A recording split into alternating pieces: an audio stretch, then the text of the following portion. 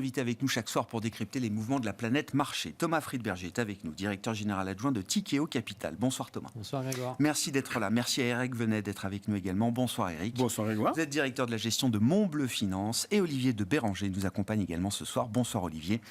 Ravi de vous retrouver. Vous êtes directeur général délégué en charge de la gestion d'actifs à la financière de l'Échiquier. C'est la grande question peut-être de cette fin d'année. Est-ce qu'on a vu le pic sur les taux directeurs des banques centrales et sur les taux longs quand on parle des marchés obligataires, Olivier, le point bas sur les taux américains était au cours du printemps 2020, à peu près, il y a un peu plus de 3 ans maintenant.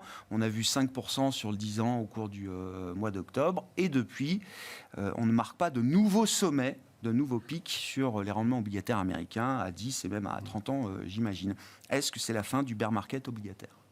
Alors la fin du bear market obligataire, c'est peut-être un peu tôt pour se prononcer, mais s'il faut se lancer dans une prévision, je dirais qu'on a vu le plus haut de l'année, en tout cas sur les États-Unis et sur la zone euro, 5 sur les États-Unis, 3 sur l'Allemagne, 3,60 sur l'OAT. Je pense qu'on ne verra pas aussi haut d'ici la fin de l'année et même d'ici le premier trimestre 2024. Pourquoi ? Essentiellement parce qu'on a la conjonction de plusieurs facteurs.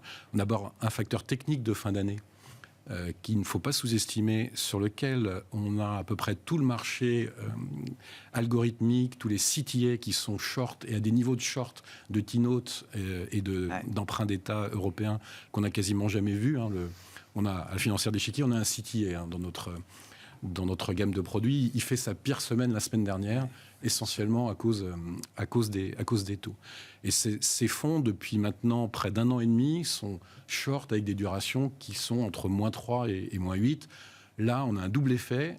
Il y a un retour de marché d'environ 50 points de base sur le 10 ans. Et vous le signalez sur le VIX tout à l'heure, mais c'est aussi vrai pour le marché obligataire. On a une baisse de la vol du marché obligataire qui est toujours assez élevé au regard des standards historiques. On a 120 sur mon indice fétiche, le Move, mais on a quand même perdu quasiment 30 points en 15 jours. Et ça va faire quoi ? Ça va obliger les fonds systématiques à se racheter sur les emprunts d'État dont ils sont short. Double raison, baisse de la vol et position short assez importante, et d'autant plus pardon, que c'est une position short qui a énormément gagné. Donc, bien sûr. Stratégiquement, vous n'avez aucun intérêt à prendre le risque que ça prenne 100 points d'ici. Oui.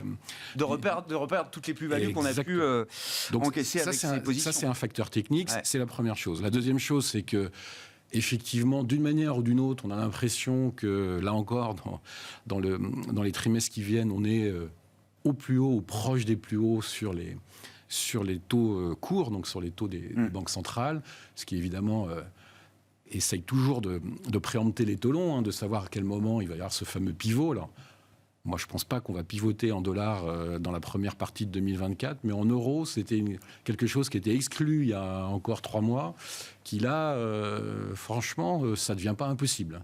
La BCE pourrait pivoter avant la Fed. Exactement. On y reviendra alors. Mais dans mon idée, c'est pas impossible. Et puis troisièmement, on a vu toutes les prévisions économiques et sur l'inflation pour les mois et les trimestres qui viennent.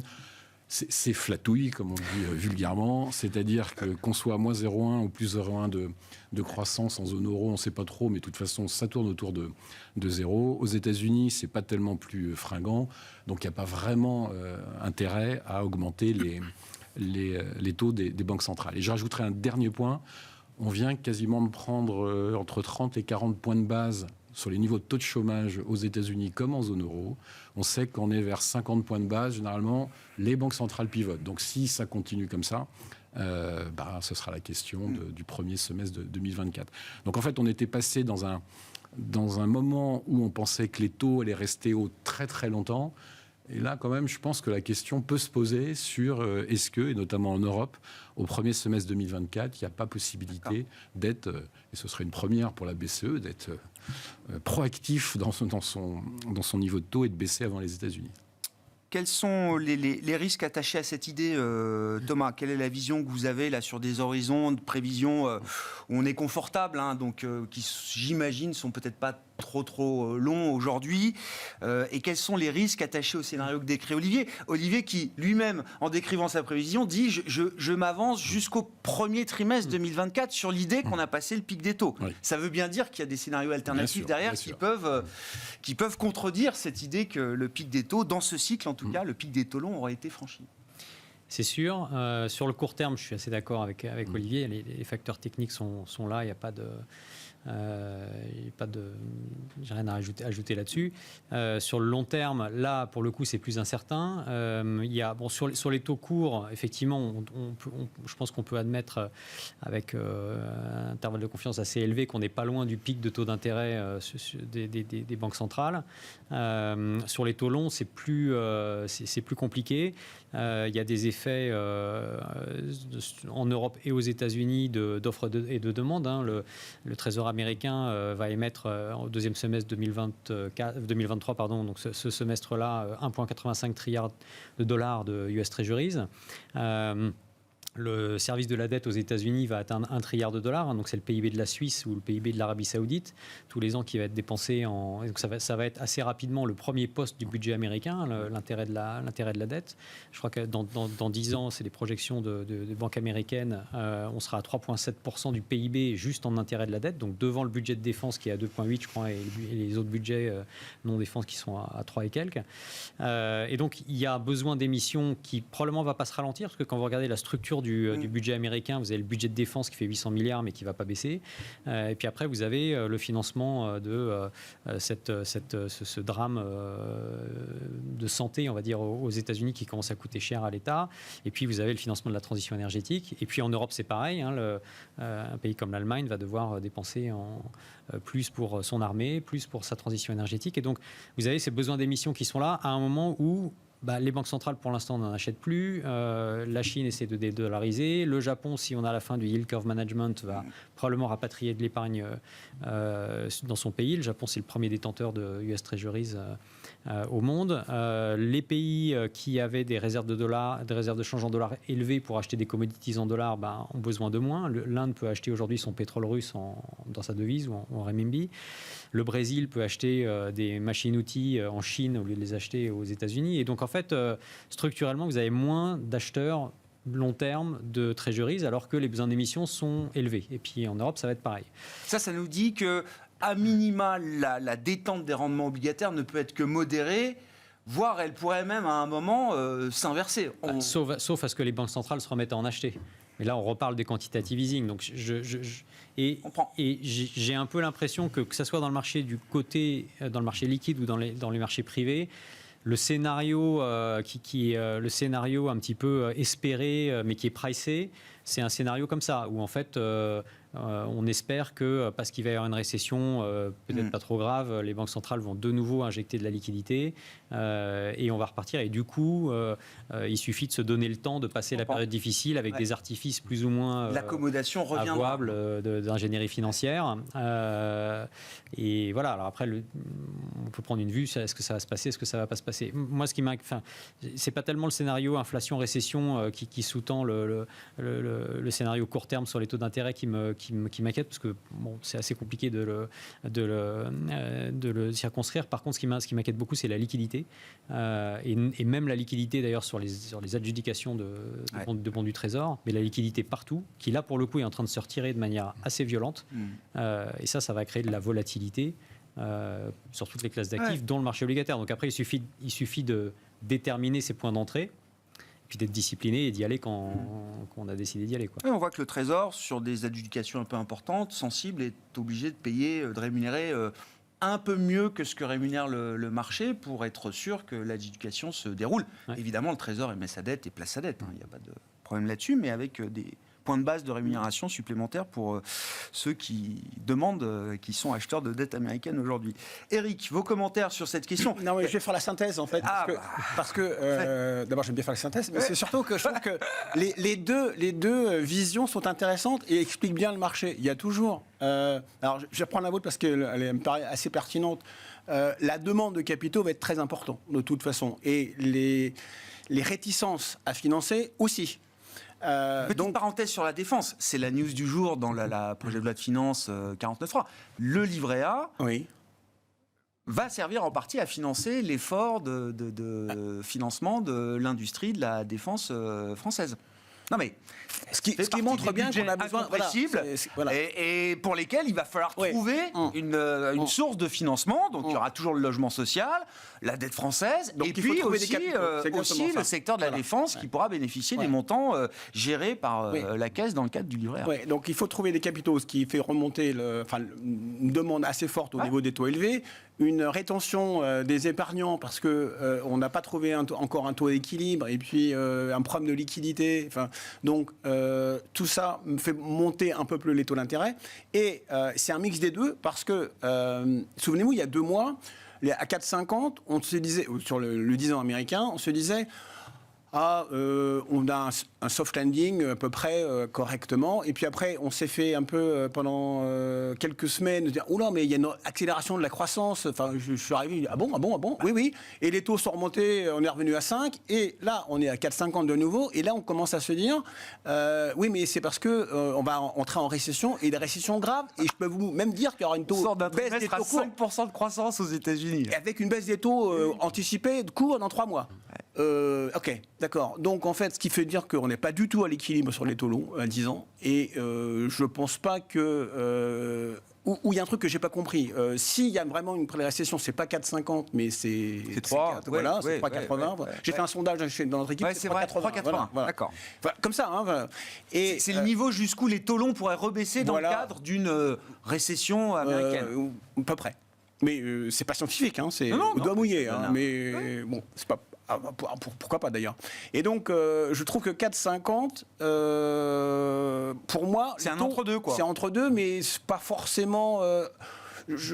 l'équilibre, pour moi, il est à 4,70 entre les deux, toutes choses étant égales par ailleurs, parce que c'est trop tôt pour anticiper une forte baisse de la croissance, parce que n'oubliez pas qu'il y a quand même la petite inflation qui est pas encore... Enfin, on est à 3, l'objectif c'est 2, donc...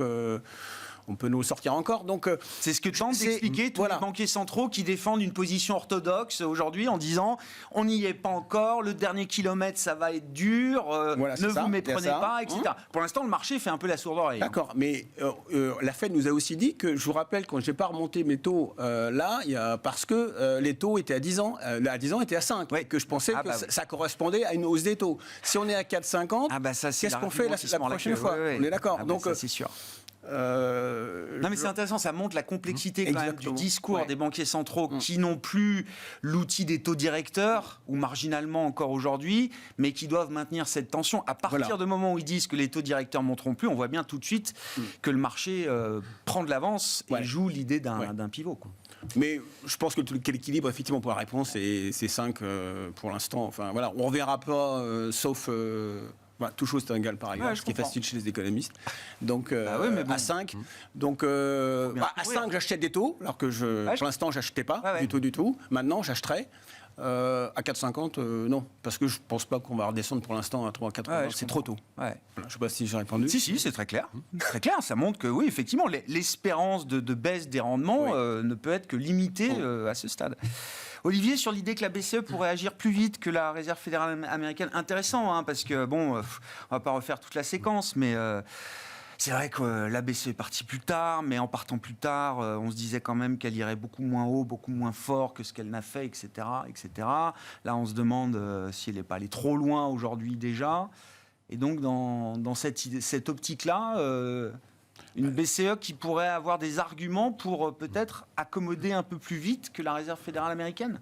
Si on regarde les prévisions du FMI qui sont sorties il y a quelques jours, si vous regardez la croissance et l'inflation anticipée en zone euro, à 4,5, parce que je vous rappelle que les taux en zone euro sont à 4,5 et pas à 4, parce qu'on a trop pris l'habitude de prendre le taux de dépôt, mais le taux de dépôt, c'est quand c'est la crise qu'on le regarde. Ce qui est intéressant... Ça reste le taux effectif pour la politique monétaire. Mais... Non, le taux effectif, c'est 4,5. C'est le MRO qui est le taux important, c'est-à-dire le taux auquel se refinance le système commercial de la zone euro. C'est intéressant parce que ce cadre qu'on avait l'habitude de regarder, c'était l'excédent de liquidité que déposaient les banques commerciales à la BCE, en pensant qu'il y avait un risque dans le marché interbancaire. Donc, Pourquoi c'est 4,5 ? Parce que c'est 4,5 qui se compare aux 5,25 américains. Et c'est quand même très élevé par rapport aux perspectives d'inflation et aux perspectives de croissance. Donc, aux États-Unis, on discute de savoir si la croissance potentielle a augmenté pendant cette période pandémique. C'est pas la discussion en Europe. C'est pas la discussion en Europe. Et là, je rejoins ce que dit Thomas. C'est que c'est sûr que le risque principal pour les États-Unis, c'est une espèce d'européanisation, voire d'italianisation, avec un taux de dette sur PIB. Vous pouvez regarder les projections du FMI, on arrive à 135, voire 140 en 2028, comme l'Italie, et peut-être que la Grèce sera un petit peu mieux en 2028. Donc on arrive à des niveaux de dette sur PIB qui sont quand même surprenants et qui, forcément, s'il n'y a pas de changement sur les politiques budgétaires aux États-Unis dans les 5 ans qui viennent, provoqueront le vrai stress dont Thomas parlait. Mais quand je reviens sur la zone euro, si on fait 0,5, 1% de croissance en 2024, ce sera bien le bout du monde. Ouais. Et on attend entre 2 et 3% d'inflation. Donc un taux à 4,5, c'est un taux extrêmement restrictif et c'est un taux qui abîme l'activité. Donc est-ce que ce sera au deuxième semestre ou au premier semestre ? Moi, je pense qu'il y a une probabilité non nulle que ça peut être en fin du premier semestre. La BCE telle qu'elle est configurée aujourd'hui aura cette rapidité de réaction. C'est forcément un paramètre à prendre en compte. Hein. Je lance une hypothèse un peu pour discussion, mais je pense que c'est pas complètement impossible. Ouais. Donc, faut avoir ça en tête. Et puis, il y a quelque chose qui est un peu différent aux États-Unis sur la hausse des taux récente, c'est qu'elle n'a pas eu du tout l'impact habituel. Là, il faut rentrer dans les chiffres du BEA pour regarder ça. Et historiquement, sur les 30 dernières années, à chaque fois que vous avez eu une hausse des taux des Fed Funds, vous avez une augmentation macro du taux de service de la dette du secteur privé. En 2020, le secteur privé américain, donc vous prenez tous les intérêts payés sur les emprunts, moins tous les intérêts gagnés sur la trésorerie, payait, quand les taux étaient autour de zéro, 380 milliards d'intérêts nets par an. Donc, je n'ai pas le montant brut, moins ce qu'on gagne, mais c'est ça ce qui se passait. Aujourd'hui, vous dites, on est passé de 0 à 5, ça a dû exploser. Non seulement ça n'a pas explosé, mais ça a divisé par 2. On est à moins de 200 milliards de dettes payées, d'intérêts payés tous les ans, net de ce qu'on touche sur le cash. On l'a bien vu avec Berkshire Hathaway, quand vous avez 140 milliards de liquidités, vous savez simplement que vous allez faire au moins 8 milliards de résultats l'année prochaine. Vous savez qu'Apple sort à peu près 1,5 milliard par trimestre de résultats rien que sur sa trésorerie. Donc, c'est la première fois, en fait, sur les 30 dernières années, que ça se passe comme ça. Donc, ça tire le marché de manière très différente. Et là, je rejoins Thomas sur la liquidité, entre ceux qui ont la liquidité ou accès à la liquidité et ceux qui ne l'ont pas. Et je pense que ça explique la surperformance des Magnificent Seven qui ont de la liquidité et accès à la liquidité par rapport aux small et mid cap qui, eux, n'en ont pas. Mais les chiffres macro sont assez impressionnants. Ouais. Et même si vous regardez en dollars constants, ça veut dire qu'aujourd'hui, Corporate America paye moins d'intérêts de dette à 5,25 de taux de la Fed qu'en 2000. C'est quand même étrange. Et le marché du crédit a bien ça en tête ? Est-ce que le marché du crédit discrimine aujourd'hui différentes situations entre ceux qui ont accès à la liquidité, qui ont du cash, de la trésorerie à placer avec de belles rémunérations et ceux qui n'en ont pas ? Oui, il y a une dispersion des taux de rendement pour des groupes de notation. Si vous prenez S&P, vous prenez les single B, les double B, et ainsi de suite. À notation, il y a une hiérarchie quand même qui est respectée de ce point de vue-là. Qui est vraiment importante. Ouais. Donc qui montre quand même que les gens sont très attentifs à l'accès à la liquidité. Et évidemment, c'est une nécessité. Mais tout ça pour dire que l'impact de la hausse des taux, pour l'instant, sur Corporate America, il est globalement positif, ce qui est quand même assez étrange. Oui, le monde à l'envers. Hein. Thomas ? Oui, effectivement. Alors ça s'explique aussi probablement par la structure de la dette des corporates américains par rapport à la dette des corporates européens, avec des effets de bord, parce que en Europe, vous avez à peu près 2 tiers de financement bancaire, 1 tiers de financement par le marché, donc plutôt une dette à taux variable pour les entreprises. Alors qu'aux États-Unis, c'est l'inverse, c'est plutôt 2 tiers marché, 1 tiers bancaire, et donc plutôt une dette à taux fixe. Et donc aujourd'hui, pour l'instant, le service de la dette aux États-Unis pour les corporates est plutôt acceptable. Puis il faut regarder le coupon versé, hein, c'est pas le rendement de l'obligation. Non, mais parce qu'on peut confondre les deux, se dire le rendement de l'obligation, oulala, t'as 5 ou 6%. Non, ils payent pas 5 ou 6%. C'est pas le coût de financement qu'ils payent pour cette dette-là. C'est ça. Il y a une sacrée différence en ce moment entre les deux. Et oui, c'est ça. Voilà. Mais donc, en attendant les besoins de refinancement, et le mur arrivera probablement, effectivement, 2025-2026, enfin, ça commencera un peu en 2024, probablement, mais les entreprises qui sont à taux fixe souffrent moins que celles qui sont à taux variable dans un premier temps. Après, effectivement, ce qu'on peut noter en regardant les rendements par type de qualité de crédit, c'est qu'aujourd'hui, et ça c'est à peu près constant des deux côtés de l'Atlantique, vous avez le triple C, donc la moins bonne, on va dire vraiment la au bord du défaut, junk, pour le dire, qui est de nouveau sur les niveaux de la crise de la Covid, alors que l'indice high yield moyen est plutôt 400 points de base plus serré. Et donc ça veut dire quoi? Encore une fois, on en revient au problème de liquidité, c'est que les crédits de moins bonne qualité pricent quand même une augmentation très nette des défauts, qui n'a pas encore été actée, mais enfin ça arrive là. Donc de nouveau, choc de liquidité à prendre en compte dans l'investissement. Qu'est-ce qu'on peut dire de la partie action, peut-être, Eric? Alors, qui a très bien réagi. Là aussi, le facteur duration a été à nouveau, a retrouvé de la performance. On l'a vu avec la baisse des rendements obligataires. Et mécaniquement, on a vu tout de suite le marché action réagir de manière assez spectaculaire. Oui, Nasdaq, c'est une série à plus 8 en quelques séances. Quoi.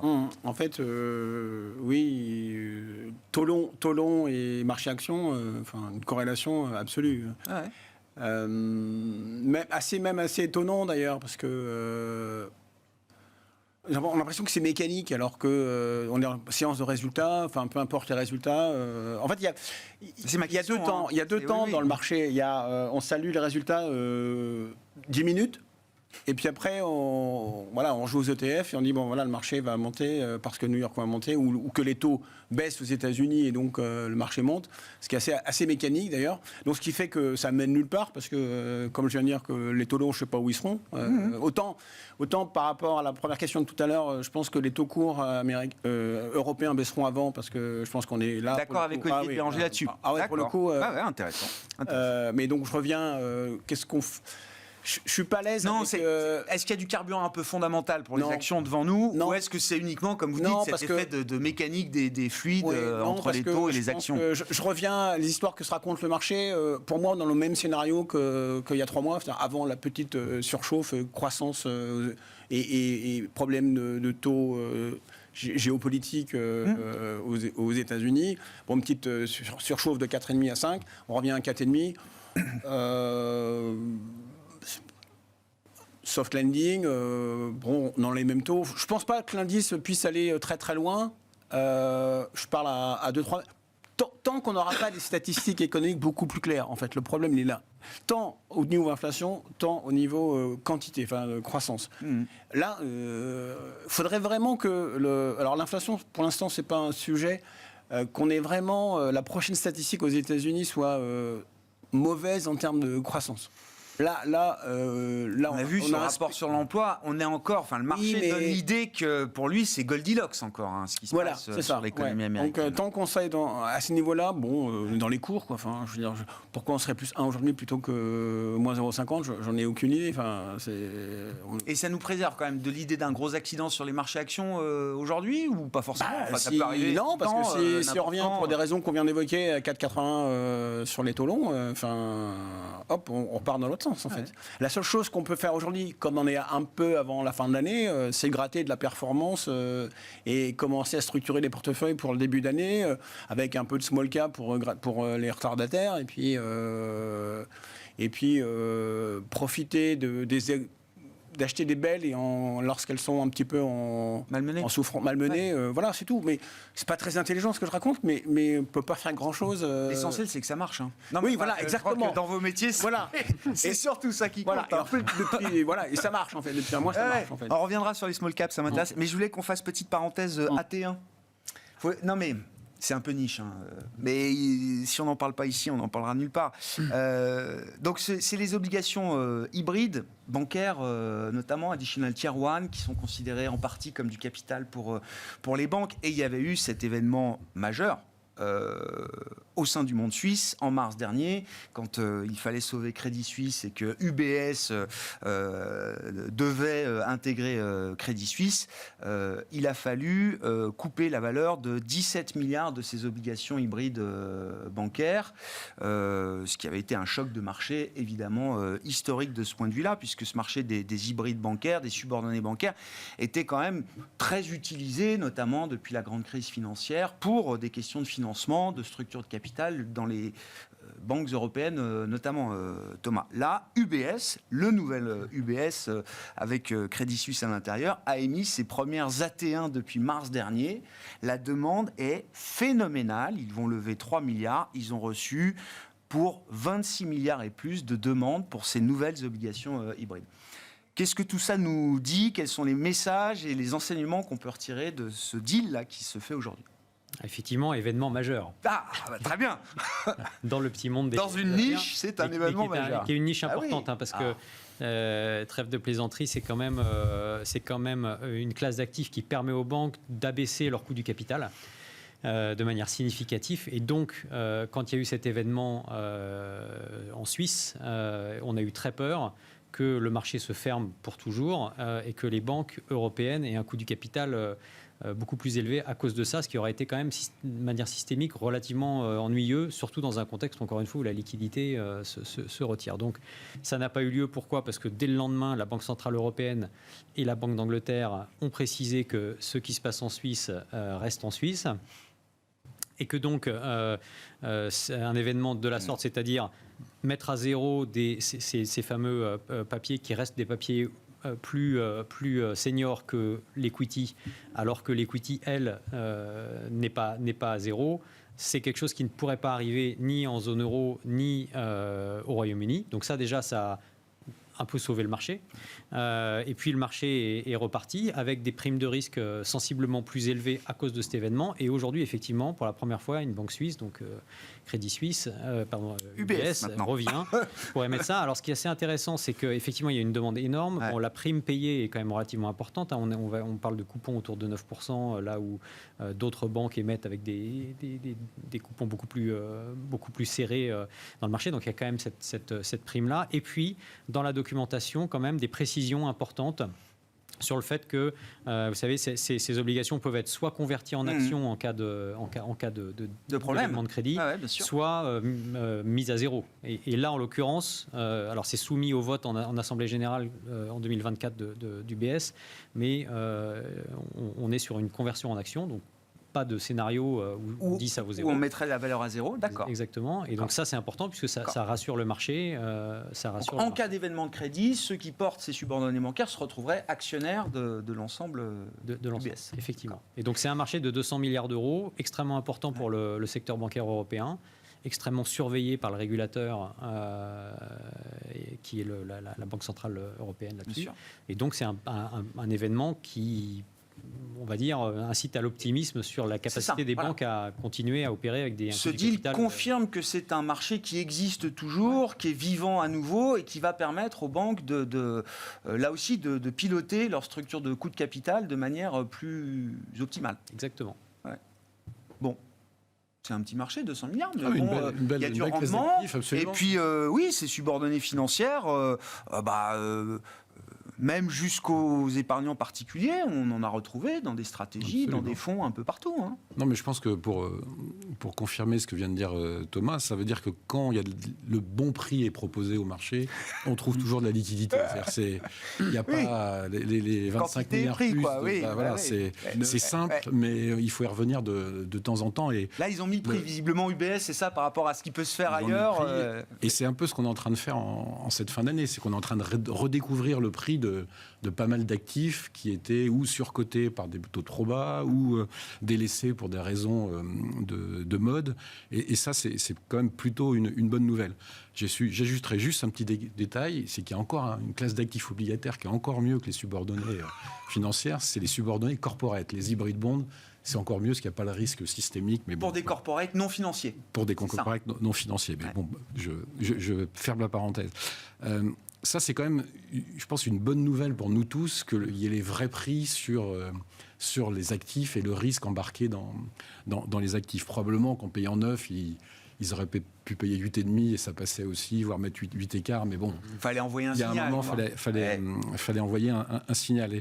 Et le signal également, c'est que quand même, on a eu la faillite de Crédit Suisse et de SVB au mois de mars, et on est en septembre, et le secteur bancaire, il est en pleine forme. Et c'est quand même, ça montre quand même que depuis 2007-2008, il y a eu des efforts de réglementation, parfois un peu trop intenses, mais il y a eu des efforts de réglementation et de capital qui sont tellement forts que la deuxième banque suisse fait faillite, et 6 mois après, on peut remettre le même type de papier qu'on n'a pas payé aux gens. Enfin, c'est assez... Bon, ça montre quand même la résilience du secteur. Je ne sais pas ce qu'il en est à l'issue des résultats du 3e trimestre, mais je me souviens qu'à l'issue des résultats du 2e trimestre pour le secteur bancaire, les analystes m'expliquaient que les prévisions de bénéfices avaient été relevées de 20% quasiment pour le reste de l'année. Donc, il n'y a pas beaucoup de secteurs aujourd'hui où on continue de réviser à la hausse dans cette ampleur-là. On a vu le Crédit Agricole ce matin qui a présenté des résultats tout à fait corrects. Et donc, je ne sais pas, la crise immobilière, les banques, elles sont en première ligne quand même sur ces sujets. C'est absorbable, elles ont les provisions. Philippe Brassac qui dit, je ne sais plus combien on a de provisions aujourd'hui, mais on est baqué. Ce qu'il faut regarder, en fait, c'est qu'après 2020, dans la réouverture forcenée de l'économie en 2021-2022, les banques n'ont pas reprêté, en fait. Et c'est que les restrictions sur le crédit, enfin, c'est difficile d'avoir du crédit sans un bilan solide depuis 2020. Ça fait déjà 3 ans que ça dure. Ouais. Et il n'y a pas eu un open bar sur le crédit bancaire qui s'est créé quand la croissance était très forte en 2021-2022. Ça, c'est la première chose. Et puis, vous savez que sur les banques françaises, il y a quand même une spécificité, c'est qu'en France, et comme dans beaucoup de pays du monde sur l'immobilier, on ne prête pas sur la valeur du bien, mais sur la capacité de l'emprunteur à rembourser. Ce qui est quand même plus sain que dans beaucoup de marchés anglo-saxons. Eric, les small caps, je veux bien qu'on en dise un mot là. Olivier se félicitait qu'on revoie des vrais prix sur certains marchés.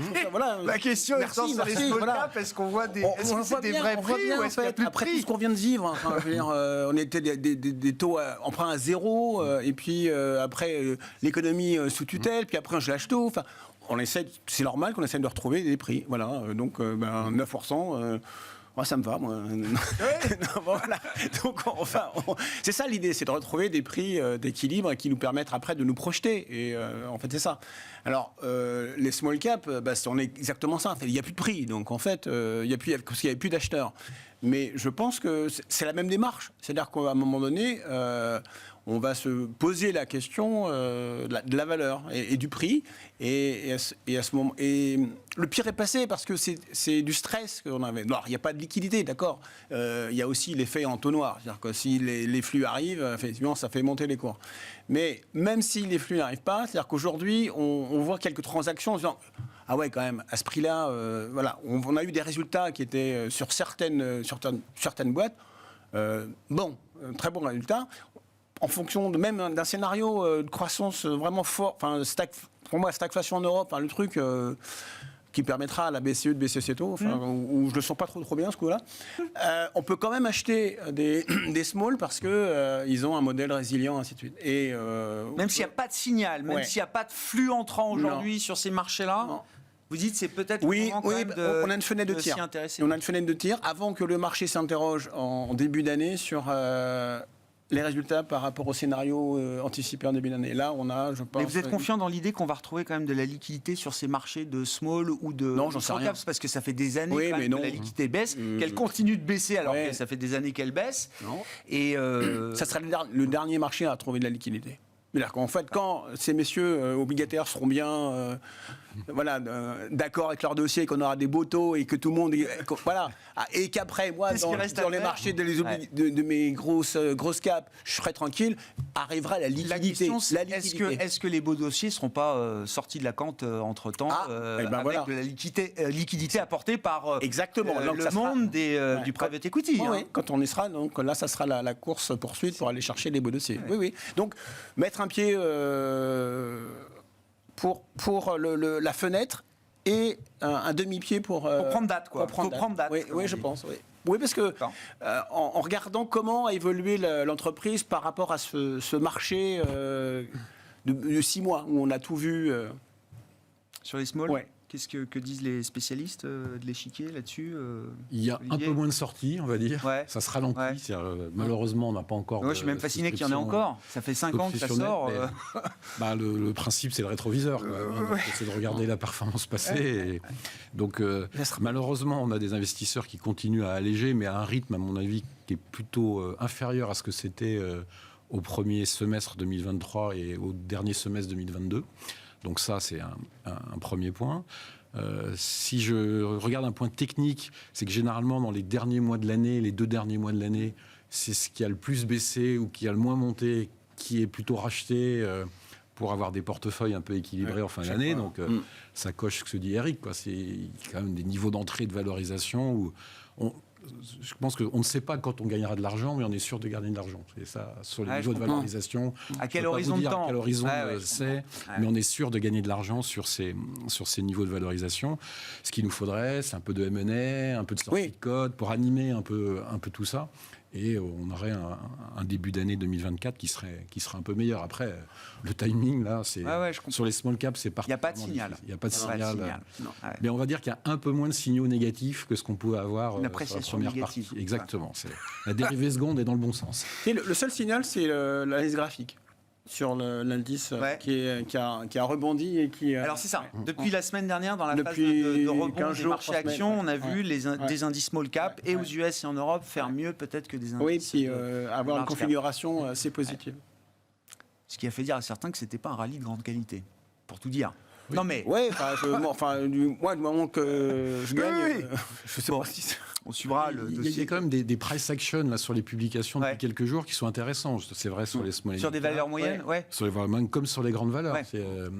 Téléperformance, c'est un bon exemple. Le Grand aujourd'hui, moins 6. Ça remonte. Il y a quand même... On voit peut-être sur des surréactions par appui de short et manque de liquidité, on arrive un peu au bout, ce qui normalement en bout de piste est bon pour les small. Ça dépend. Mais en bout de piste, encore 10 jours, en bout de Sanofi, c'était moins 20. Et ça terminait au plus bas sur une journée de publication. Mais je pense qu'il y a 10 jours, le Grand ferait moins 10 sur cette publication du jour. L'ambiance en 10 jours. L'ambiance est un peu différente. Bon, où est-ce qu'on est à l'aise pour investir à ce stade ? Tour de table, en commençant par vous, Thomas.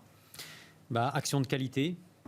Ça, c'est toujours notre grand truc, surtout qu'elles sont plutôt pas trop chères sur nos secteurs de consommation, qui est un secteur qui est bon pour passer l'inflation au consommateur final, qui est plutôt bon pour déployer du capital, c'est des sociétés qui sont obligées de faire des dépenses d'investissement partout dans le monde assez régulièrement, donc c'est plutôt des bons allocataires d'actifs, donc avec des retours sur capitaux investis plutôt élevés, et qui traitent à des décotes par rapport de multiples par rapport au marché moyen qui sont sur des niveaux records. Donc on aime bien ces valeurs-là. Et puis sur l'obligataire, on est toujours plutôt duration courte et subordonnée financière, avec aujourd'hui des questions de quand est-ce qu'on revient sur la duration. Et qu'est-ce qui vous bloque encore aujourd'hui ? Ce qui nous bloque aujourd'hui, c'est ce dont on parlait tout à l'heure, c'est-à-dire trouver le bon point d'équilibre. Mais je ne suis pas sûr qu'avec des taux courts à 5% aux US et des taux longs à 4,50, ce soit encore le moment. Mais bon. On était dans un mouvement de repentification quand même qui nous amenait à avoir la perspective d'une courbe 2 ans, 10 ans positive. Exactement. Et je crois même pas qu'on l'ait vu. On l'a pas vu. On l'a peut-être effleuré, mais je ne suis pas sûr qu'on l'ait vu. Eric, moi, je ne suis toujours pas dans les obligations. Donc toujours pas, c'est normal. Quand je dois en mettre, je mets du monétaire. Et puis, j'ai repris mon stock picking contrariant que j'avais arrêté depuis 2 mois, puisque ça fait 2 fois que je dis je touche plus parce que. Et donc là, je reviens avec une grille de lecture, c'est simple. Le marché, il n'en veut pas, hop, j'achète à l'ouverture et puis l'exemple 3 heures après. Aujourd'hui, c'est ça. Ce que j'ai encore fait ce matin. Oui. Où tu es les performances.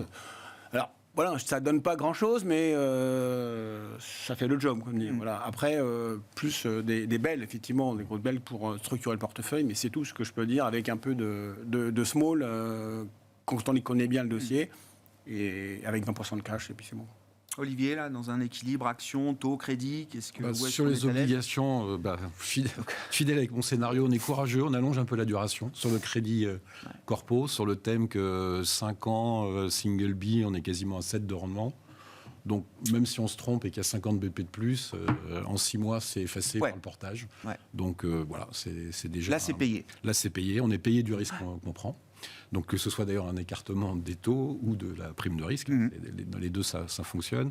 Et puis oui, sur les actions qualité, bilan solide, là faut pas faut pas essayer. Faut pas chercher à être plus malin que les autres, quoi. Les couteaux qui tombent, on est quand même dans une phase où, même si mon scénario est qu'éventuellement les taux pourraient baisser en 2024, il faut quand même faire très attention au bilan trop chargé en dette.